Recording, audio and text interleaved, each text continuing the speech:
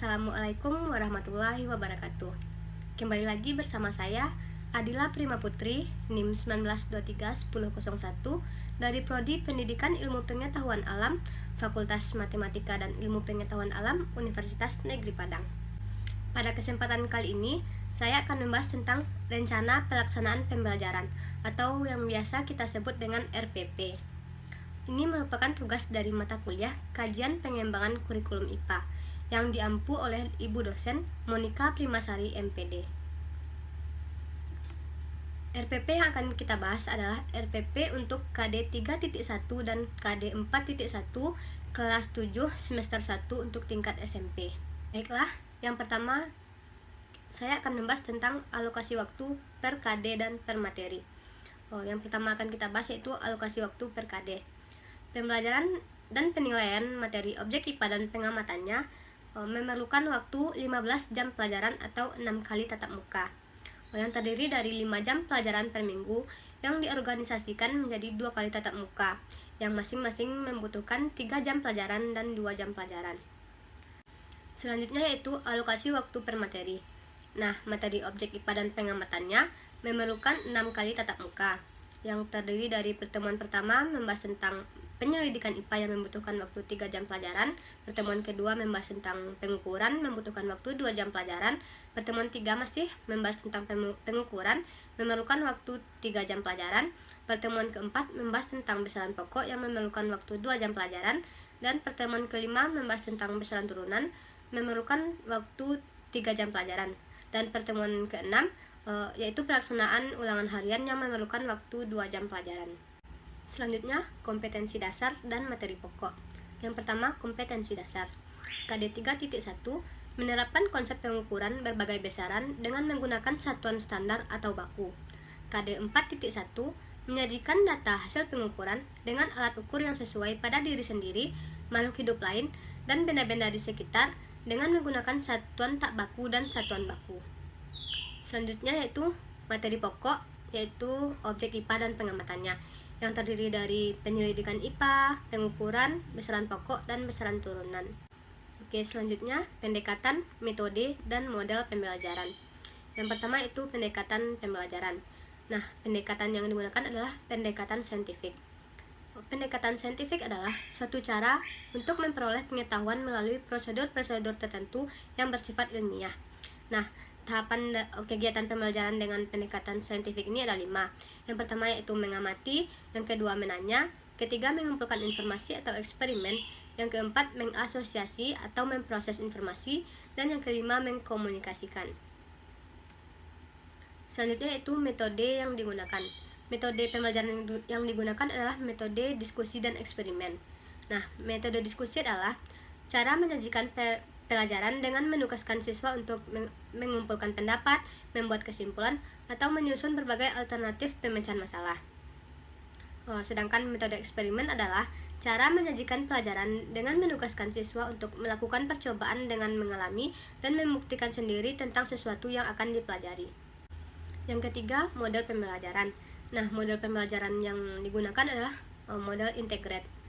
Model integrate adalah model pembelajaran terpadu yang memadukan berbagai mata pelajaran atau disiplin ilmu, tetapi ada penetapan prioritas untuk menemukan konsep, keterampilan, sikap yang sama dari berbagai disiplin ilmu yang saling tumpang tindih. Nah, berikut adalah gambar dari model integrate. Nah, model integrate ini hanya konsep yang beririsan yang akan diajarkan. Nah, karakteristik dari model integrate ini hanya membelajarkan konsep pada beberapa KD yang beririsan atau tumpang tindih. Tujuan pembelajaran dan indikator pembelajaran. Agar lebih mudahnya, saya membagi tujuan dan indikator pembelajaran ini per pertemuan. Pada tatap muka ke-1, indikator pembelajarannya adalah 3.1.1 menjelaskan 3 keterampilan proses penyelidikan IPA, 3.1.2 menjelaskan kegunaan mempelajari IPA, 3.1.3 menyebutkan objek yang dipelajari dalam IPA, indikator 4.1.1 menyajikan hasil pengamatan, inferensi, dan mengomunikasikan hasil. Selanjutnya tujuan pembelajaran. Tujuan pembelajaran yang pertama yaitu Peserta didik dapat menjelaskan 3 komponen keterampilan proses atau metode ilmiah penyelidikan IPA, seperti pengamatan, inferensi, dan komunikasi, berdasarkan kegiatan-kegiatan yang telah dilakukan. Tujuan selanjutnya, peserta didik dapat menjelaskan kegunaan mempelajari IPA, peserta didik dapat menyebutkan objek yang dipelajari dalam IPA, dan peserta didik dapat menyajikan hasil pengamatan, inferensi, dan mengomunikasikan hasil melalui kegiatan mengamati temanmu dan kerja dalam IPA. Selanjutnya itu tujuan dan indikator pembelajaran pada tatap muka kedua. Indikator pembelajarannya yaitu 3.1.4 menjelaskan pengertian pengukuran, 3.1.5 menyebutkan hal yang dapat diukur atau besaran dan tidak dapat diukur atau bukan besaran. 3.1.6 membandingkan satuan baku dan tidak baku. Untuk tujuan pembelajarannya yaitu peserta didik dapat menjelaskan pengertian pengukuran, dan peserta didik dapat menyebutkan hal yang dapat diukur atau besaran dan tidak dapat diukur atau bukan besaran. Tujuan selanjutnya yaitu peserta didik dapat membandingkan satuan baku dan tidak baku. Selanjutnya tujuan pembelajaran dan indikator pembelajaran untuk tatap muka ketiga. Indikator pembelajarannya 3.1.7 memahami kegunaan satuan baku dalam pengukuran. 3.1.8 mengkonversikan satuan dalam SI atau sistem internasional. 4.1.2 melakukan pengukuran dengan satuan tidak baku. Sedangkan tujuan pembelajarannya yaitu peserta didik dapat memahami kegunaan satuan baku dalam pengukuran. Selanjutnya peserta didik dapat mengkonversikan satuan dalam SI atau sistem internasional. Dan yang terakhir, peserta didik dapat melakukan pengukuran dengan satuan tidak baku. Tujuan dan indikator pembelajaran untuk tatap muka keempat. Indikator pembelajarannya 3.1.9 menjelaskan pengertian besaran pokok. 3.1.10 menyebutkan macam-macam besaran pokok beserta satuannya. 4.1.3 melakukan pengukuran besaran-besaran panjang, massa, waktu dengan alat ukur yang sering dijumpai dalam kehidupan sehari-hari. Untuk tujuan pembelajarannya yaitu peserta didik dapat menjelaskan pengertian besaran pokok, serta peserta didik dapat menyebutkan macam-macam besaran pokok dan satuannya, dan peserta didik melakukan pengukuran besaran-besaran panjang, massa, waktu dengan alat ukur yang sering dijumpai dalam kehidupan sehari-hari. Selanjutnya tujuan dan indikator pembelajaran pada tatap muka kelima. Indikator pembelajarannya 3.1.11 menjelaskan pengertian besaran turunan. 3.1.12 menyebutkan macam-macam besaran turunan beserta satuannya. 4.1.4 melakukan pengukuran besaran turunan sederhana yang sering dijumpai dalam kehidupan sehari-hari. Untuk tujuan pembelajarannya yaitu peserta didik dapat menjelaskan pengertian besaran turunan. Peserta didik dapat menyebutkan macam-macam besaran turunan beserta satuannya. Dan peserta didik dapat melakukan pengukuran besaran-besaran turunan sederhana yang sering dijumpai dalam kehidupan sehari-hari. Nah, untuk tatap muka ke-6 akan dilaksanakan ulangan harian tentang materi objek IPA dan pengamatannya. Selanjutnya kita masuk ke sistematika urutan materi. Untuk tatap muka pertama akan membahas materi penyelidikan IPA, tatap muka kedua membahas materi pengukuran, tatap muka ketiga masih melanjutkan materi pengukuran, tatap muka keempat membahas materi besaran pokok, tatap muka kelima membahas materi besaran turunan, dan tatap muka keenam akan dilaksanakan ulangan harian objek IPA dan pengamatannya. Nah, berikut adalah sistematika materinya. Pada pertemuan pertama membahas materi penyelidikan IPA yang terdiri dari metode ilmiah dalam penyelidikan IPA, kegunaan mempelajari IPA, objek yang dipelajari dalam IPA. Untuk pertemuan kedua membahas tentang pengukuran yang diantaranya pengertian pengukuran, besaran dan bukan besaran, satuan baku dan satuan tidak baku. Untuk pertemuan ketiga membahas tentang pengukuran dengan satuan tidak baku, kegunaan satuan baku dalam pengukuran, dan konversi satuan dalam SI atau sistem internasional. Pada pertemuan keempat akan membahas tentang besaran pokok yang terdiri dari pengertian besaran pokok, macam-macam besaran pokok beserta satuannya, serta pengukuran besaran pokok dengan alat ukur. Pada pertemuan kelima akan membahas tentang besaran turunan yang terdiri dari pengertian besaran turunan, macam-macam besaran turunan beserta satuannya, serta pengukuran besaran turunan. Dan pada pertemuan ke-6 akan dilaksanakan ulangan harian. Selanjutnya aktivitas pembelajaran. Nah, aktivitas pembelajaran yang direncanakan seperti ceramah, diskusi, dan eksperimen. Berikut adalah aktivitas pembelajaran pada pertemuan pertama. Yang pertama itu pemberian rangsangan berupa kegiatan literasi yang terdiri dari melihat, mengamati, membaca, menulis, mendengar, dan menyimak. Yang kedua yaitu pertanyaan atau identifikasi masalah yang terdiri dari berpikir kritik, seperti bertanya berkaitan dengan pengamatan mengamati temanmu, dan mengajukan pertanyaan tentang materi penyelidikan IPA. Yang ketiga yaitu pengumpulan data, berupa kegiatan literasi seperti mengamati objek, misalnya temanmu, membaca sumber lain selain buku teks, dan aktivitas menyusun daftar pertanyaan, serta wawancara dan tanya jawab dengan narasumber.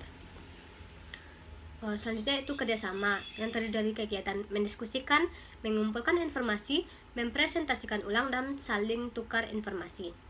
Yang keempat yaitu pengolahan data, dengan kerjasama dan berpikir kritik, berupa kegiatan berdiskusi dan mengolah dan menganalisis data. Yang kelima yaitu pembuktian dengan berpikir kritik, yaitu mempresentasikan dan menampilkan hasil pengolahan data. Yang keenam yaitu menarik kesimpulan, dengan cara berkomunikasi, dengan mengemukakan pendapat atas presentasi yang dilakukan tentang materi penyelidikan IPA, dan bertanya atas presentasi tentang materi penyelidikan IPA, serta kreativitas yang berupa menyimpulkan informasi, menjawab pertanyaan, dan bertanya tentang hal yang belum dipahami. Untuk aktivitas pembelajaran pada pertemuan kedua hingga seterusnya kurang lebih sama dengan aktivitas pembelajaran pada pertemuan pertama, hanya berbeda pada materi yang diajarkan. Nah, pada pertemuan ke-6 akan dilaksanakan ulangan harian objek IPA dan pengamatannya. Baiklah, yang terakhir yang tidak kalah pentingnya, untuk mengetahui sampai sejauh mana penguasaan peserta didik terhadap materi atau KD yang diberikan, maka dalam RPP harus ada penilaian hasil pembelajaran. Nah, yang pertama yaitu teknik penilaian, yang terdiri dari penilaian sikap, pengetahuan, dan keterampilan. Yang pertama yaitu teknik penilaian sikap, yang terdiri dari penilaian observasi. Penilaian observasi adalah pengamatan sikap dan perilaku peserta didik sehari-hari, baik dalam pembelajaran maupun secara umum. Nah, pengamatan ini langsung dilakukan oleh guru. Pada penilaian observasi, aspek perilaku yang diamati misalnya seperti bekerja sama, jujur, disiplin, dan tanggung jawab. Yang kedua yaitu penilaian diri. Nah, pada penilaian diri ini, peserta didik diberikan kesempatan untuk menilai kemampuannya sendiri. Yang ketiga yaitu penilaian teman sebaya. Nah, pada penilaian teman sebaya ini, penilaian ini dilakukan dengan meminta peserta didik untuk menilai temannya sendiri. Yang kedua, teknik penilaian pengetahuan. Secara garis besar, teknik penilaian pengetahuan ini dilakukan secara tes tertulis dan tes lisan. Untuk tes tertulis dilakukan melalui soal pilihan ganda dan uraian, sedangkan tes lisan dilakukan dengan checklist lembar observasi, diskusi. Teknik penilaian pengetahuan terdiri dari penilaian aspek perilaku ilmiah yang terdiri dari rasa ingin tahu, ketekunan, dan tanggung jawab dalam belajar dan bekerja sama baik secara individu maupun secara berkelompok, dan keterampilan dalam berkomunikasi. Selanjutnya yaitu penilaian dalam bentuk penugasan, seperti menjawab pertanyaan pada kegiatan ayo kita lakukan dan ayo kita amati, serta menjawab pertanyaan uji kompetensi dan menjawab pertanyaan pada penerapan. Yang ketiga yaitu teknik penilaian keterampilan, yang terdiri dari penilaian unjuk kerja, penilaian diskusi, penilaian proyek, penilaian produk, dan penilaian portofolio. Yang pertama yaitu penilaian unjuk kerja. Aspek yang dinilai seperti menyiapkan semua jenis bahan, melakukan kegiatan sesuai dengan prosedur yang benar, memperoleh dan menafsirkan data, membuat laporan hasil pengamatan dan pengukuran, membuat laporan hasil analisis dan penafsiran, serta membuat kesimpulan. Selanjutnya itu penilaian diskusi. Aspek yang dinilai seperti penguasaan materi diskusi, kemampuan menjawab pertanyaan, kemampuan menyelesaikan masalah, dan kemampuan menarik kesimpulan dari diskusi. Yang ketiga yaitu penilaian proyek. Aspek yang dinilai seperti menyelesaikan tugas proyek pemecahan masalah secara berkelompok, dengan memilih salah satu tugas proyek yang akan dilakukan seperti kerja dalam IPA. Yang kedua, menerapkan pengamatan termasuk pengukuran, serta memecahkan masalah yang relevan dengan kehidupan sehari-hari. Yang keempat yaitu penilaian produk.